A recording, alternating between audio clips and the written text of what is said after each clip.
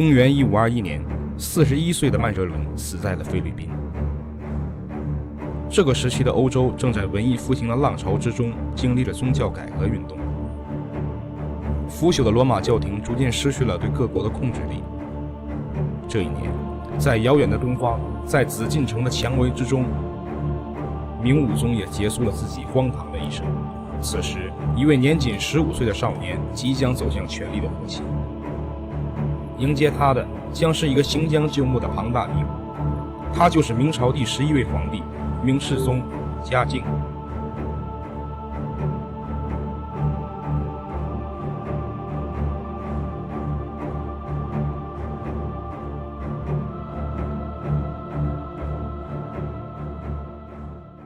嘉靖帝原名朱厚熜，父亲是孝宗第4子武宗的弟弟兴献王。从2个字的封号就可以看出，兴献王并不得宠。其封地远在距离都城北京1000余公里的湖北安陆。嘉靖幼年时就表现得极为聪慧，读过几遍的古诗就能精准地背诵出来。12岁时，兴献王去世，年幼的嘉靖袭得王位，并将王府管理得井井有条。正德16年3月，由于突然驾崩的武宗没有子嗣，大明王朝作为当时世界上最强盛的国家，急需一位统治者。内阁首辅杨廷和在和群臣商议之后，决定由嘉靖来继承大统。原因很简单，嘉靖很年轻，对于官场老手杨廷和来说很好控制。杨廷和年少成名，12岁时乡试中举，19岁时便中了进士。武宗登基之后，他逐渐走向了权力的核心，并进入内阁打击把持朝政的宦官刘瑾。正德7年，由于功勋卓著，杨廷和接任内阁首辅。而到了正德16年，此时杨廷和已年近花甲，放眼望去，身前空无一人，身后则是满朝文武。但战无不胜的杨廷和并不知道，这一次他选错了人。正德16年4月，嘉靖来到了京城，可他并没有等来苦等新皇跪拜的群臣，请殿下由东安门进宫，再由文华殿居住。嘉靖先是震惊，随后而来的是极度的愤怒。他很清楚这条进宫路线意味着什么。按照明朝的礼仪和制度，这是皇太子走的路线，而皇帝从来不走。我要走大明门，入奉天殿，这才是天子之路。群臣望着这个风尘仆仆的少年，在他们看来，15岁的少年藩王从穷乡僻壤而来，应该听他们的话才对。但根据明史的记载，可以得出一个显而易见的结论：嘉靖不会受任何人摆布，反而他会将群臣玩弄于股掌之中。虽然现在的嘉靖只有15岁，但他工于心计，城府极深。我不去东安门了，大明门也不走了，回安陆老家，这就是一代帝王的态度。既然你们逼我，皇帝我可以不做。礼官们只好将嘉靖迎进皇宫，走的正是大明门的天子之路。从这一刻起，嘉靖即将成为这个帝国的皇帝。望着金碧辉煌的殿宇，他坐上了堂兄的宝座。接下来他长达45年的统治就此开始了。前路漫漫，是无数的考验与磨难。即位后第6天，文官们的第2次公事到来了。礼部尚书毛承上奏书，按照礼法和明代兄终弟及的祖训，应该称孝宗为皇考，兴献王改称皇叔考，母妃蒋氏则为皇叔妃。也就是说，需要嘉靖改换父母，要称明朝第9位皇帝孝宗为父亲。这是嘉靖帝王生涯遇到的第一个难题。面对引经据典、洋洋洒洒的奏书，嘉靖毫无办法，他只能找来杨廷和，放下皇帝的尊严，力求保全自己的父母。可杨廷和却不为所动，他甚至想出来用黄金来贿赂毛承的办法。可惜毛承自视清高，觉得嘉靖在侮辱他，将送礼的小太监赶出了家门。此时嘉靖忽然发现，在这偌大的乾清宫，他孤立无援，虽然是皇帝，却是一个真正的孤家寡人。想要在此立足，必须要清除掉以杨廷和为首的内阁。他需要人，需要懂得礼法且不属于杨廷和的党羽。不得不说，我们的皇帝是幸运的。就在此番君臣将折之际，一个人出现了。时年48岁，并不是什么朝廷重臣，去年才考中进士。此人并不擅长治理国家，却十分通晓古代礼法。面对如此强势藐视皇权的内阁，张聪没有丝毫畏惧。他不甘于只在礼部做一个小小的文官，他同样向往权力。于是一篇大理或问摆在了嘉靖的眼前，文章指出内阁对于祖训的理解十分狭隘，而且历史依据全部错误。嘉靖大喜，随即召见杨廷和，想与其当庭对质。杨廷和只说了一句话：秀才不懂家国大事，坚决驳回。这引得嘉靖大怒，直接下了一道手谕，命令内阁立刻议定自己父母的谥号。可杨廷和连看都没看，甚至回函都没有。满朝大臣皆是我的门生故吏，你想做皇帝就要听我的话。登基不久的嘉靖需要更多的支持，一个已经48岁的张聪显然不够。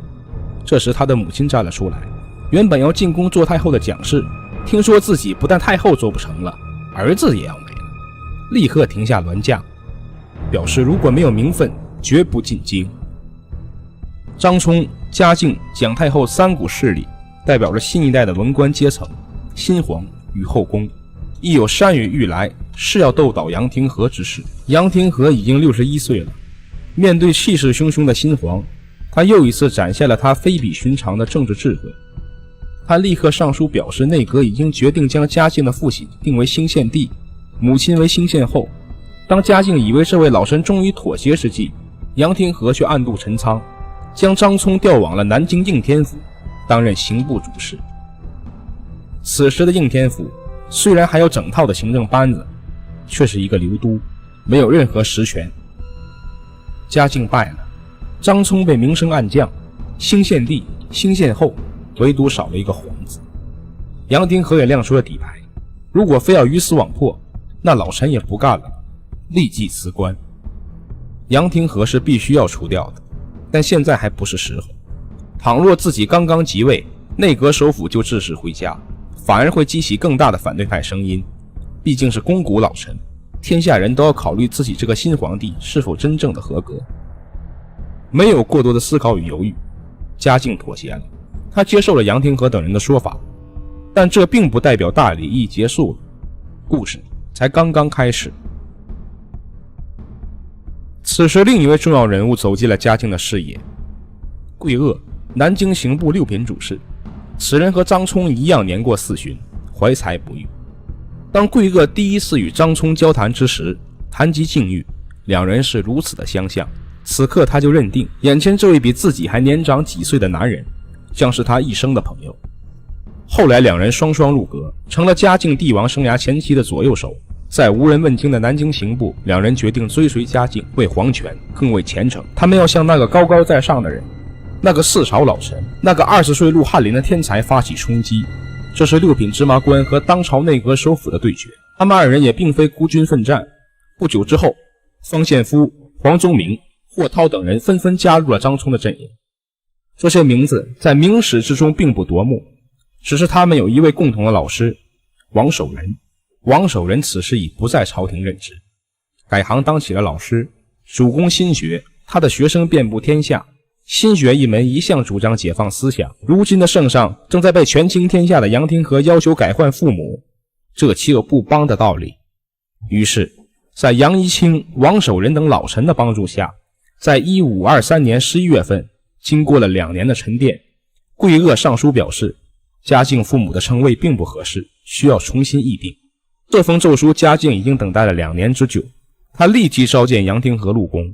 可这一次杨廷和却一反常态，他居然还是之前那句话，既然这样，就请陛下批准我致仕吧。嘉靖看着眼前这位须发皆白的老者，百思不得其解，难道他真的要退休了吗？杨廷和并没有开玩笑，在这2年的时间里，他发现这位皇帝并不是孝宗，也不是随心所欲的武宗。长达40年的勾心斗角，杨廷和早已厌倦了这所谓的庙堂，于是兵不血刃，64岁的内阁首辅杨廷和在其他人惊讶的眼神和议论之中，就这样退休了。嘉靖赢了，但他并不清楚杨廷和为何执意离开。这个令他魂牵梦绕的谜团伴随了他的一生，直到40余年后才找到答案。嘉靖不敢怠慢，杨廷和虽然走了，但他的影响力和势力依然在。此时他的党羽门徒们正在策划另一场政治表演。杨廷和有个儿子，可以说是好儿子，此人名叫杨慎，同样的年少成名。正德11年高中状元，史称明代三才子之首。状元郎面对父亲的突然退休，同样是一头雾水。他只认为是嘉靖赶走了父亲。于是嘉靖3年的2月，春节刚刚结束，一场影响大明帝国的政治对决即将在皇城上演，史称左顺门血案。公元1522年，200余名官员齐聚紫禁城左顺门之外，其中6部尚书就有5位。这是明朝士大夫集团与皇权的终极对决，史称左顺门血案。嘉靖3年2月，由于杨廷和的退休，文官们疯狂了。在内阁的授意之下，新任的礼部尚书汪俊联合80余名官员联合上书，公然反对嘉靖。此时的嘉靖帝已经18岁了，他再也不是那个从湖北安陆来的藩王了。面对一群精通八股的读书人，他学会了隐忍，因为论学识与口才，自己都不如他们。于是嘉靖帝下达了诏书，准备召回远在南京应天府的张聪与桂萼。张聪、桂萼进京之后，立刻被封为翰林学士。朝堂之上每日争论不休，下朝之后也是暗流涌动。杨廷和的儿子杨慎甚至想要暗杀张聪，可惜并没有得手。4个月过去了，时间来到了嘉靖3年7月12日，眼看已经争论了4个月还没有结果，嘉靖帝准备结束这一切。他行使了自己作为皇帝的权利，从7月16日起，要称自己的父亲为皇考献皇帝，母亲为圣母皇太后，什么本生兴献帝、本生兴献后，再也不许叫了。这无疑是压垮内阁的最后一根稻草。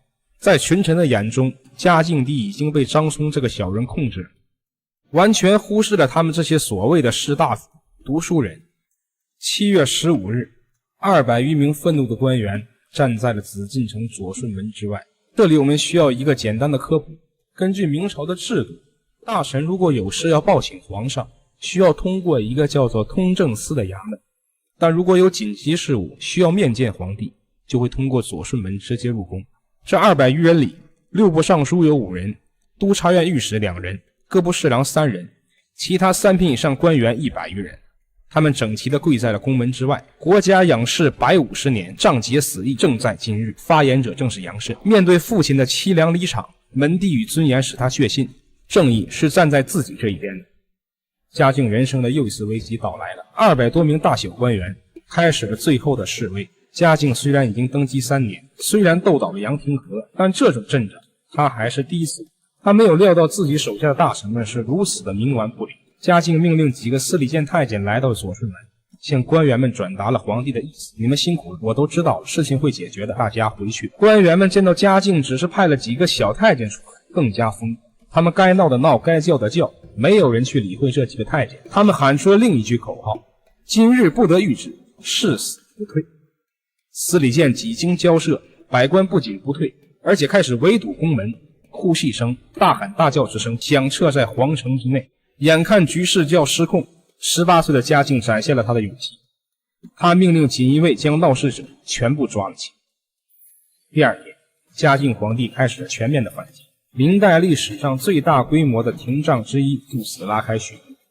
4品以上官员罢官夺俸，5品以下数杖，受杖者达180多人，其中17人被当场打死，另有8人发配充军。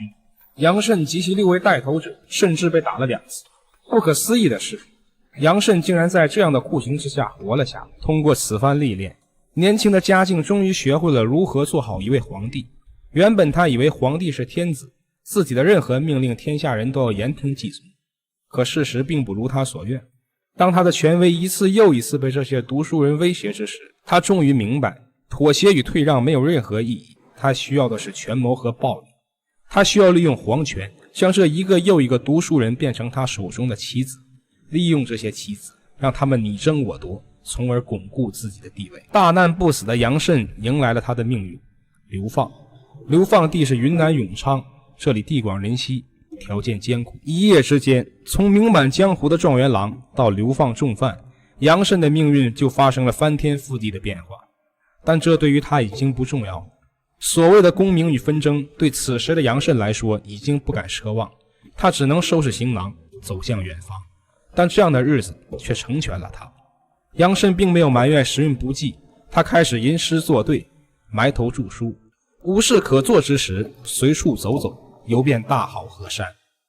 但在他内心深处始终有一个疑问，当年父亲为什么要主动退让，致仕回家？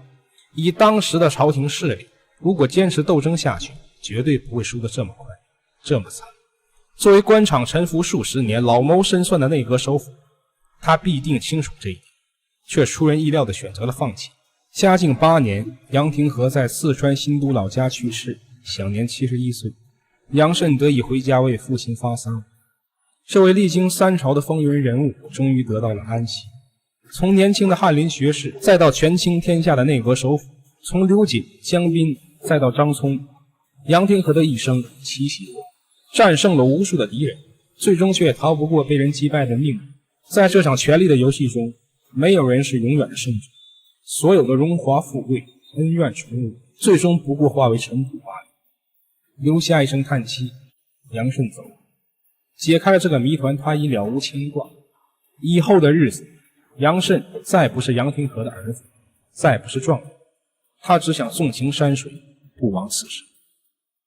杨慎离开了四川新都，回到了自己的流放地。此后的30余年，他游历四川和云南之间，专心著书，研习学问，写就多本著作流传后世。纵观整个明代，以博学多才而论，有3个人最强，而后世学者大多认为，其中以杨慎学问最为渊博，足以排名第一。这是一个相当了不起的评价。另外2个人的名字，在历史的长河之中要比他耀眼得多，一个已经死了，另一个与他同一时代，但刚出生不久。已经去世的人就是《永乐大典》的总编，永乐第一才子谢晋，而另外一位，则是以书画成名的徐渭、徐文长。嘉靖帝终于平静了风波，为自己的父母争得了名分。数年之后，频发天灾，粮食欠收，他十分担忧，便问了内阁学士李时一个问题：以往的余粮可以支持下去吗？李时胸有成竹地回答：可以，太仓还有很多储粮，这都是陛下的英明所致啊。嘉靖不明白，他用狐疑的眼光看着李时，李时不敢怠慢，立刻笑着回禀道：陛下忘了吗？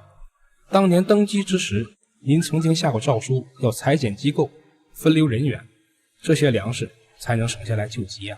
嘉靖愣住，他明白了杨廷和当时为何执意离开，他更明白当年拟定下达命令的人并不是自己。你错了，这是杨先生的功劳，不是我。在杨廷和退休之前，可以说权力完全掌握在他的手里。杨廷和是一个治世能臣，在明武宗突然驾崩之后，国家空悬37天，在这37天里，百姓并没有因为这个国家没有皇帝而感到不适。嘉靖登基之后，杨廷和办了3件大事，其一就是减赋，他清除了正德年间百姓的税赋，笼络了武宗一朝离散的民心。其二，清除正德年间的辟城，恢复民力，发展生产。由于武宗宠信宦官，导致国家出现了大量庞杂的机构，杨廷和将这些人员全部裁撤，稳固了飘摇的朝政。其三，加强边防建设，他先后任命了多名武官在辽东、顺天、陕西、甘肃等地巡抚，防止外敌入侵。这些做法使得嘉靖初年国家安定，经济向好。然而历史是写在书上的，真实的事件我们不得而知。对于杨廷和，我们应当辩证地看待。虽然他功勋卓著，是一个好官，得以流芳千古，但他也是固执，固执到他拎不清自己的位置，自己只是一个大臣，岂能左右帝王的家事呢？杨慎最终活了72岁，比他爹还多活了1岁。嘉靖38年才去世，著作等身，名扬天下。但比起他的著作和他本人更为出名的，还是他那首令人耳熟能详的词牌。这首词全词基调慷慨悲壮，读起来只觉得荡气回肠，回味无穷。滚滚长江东逝水，浪花淘尽英雄。是非成败转成空，青山依旧在，几度夕阳红。白发渔樵江渚上，惯看秋月春风。一壶浊酒喜相逢，古今多少事，都付笑谈中。这首词于1995年被创作成歌曲，由古建芬作曲，梁鸿基演唱，作为《三国演义》的插曲发行。嘉靖统治的明朝45年，这些年间发生了许多事，比如嘉靖被宫女暗杀、胡宗宪戚继光抗倭、明史第一奸臣严嵩、清官海瑞等等，这些在之后的节目中都会一一呈现。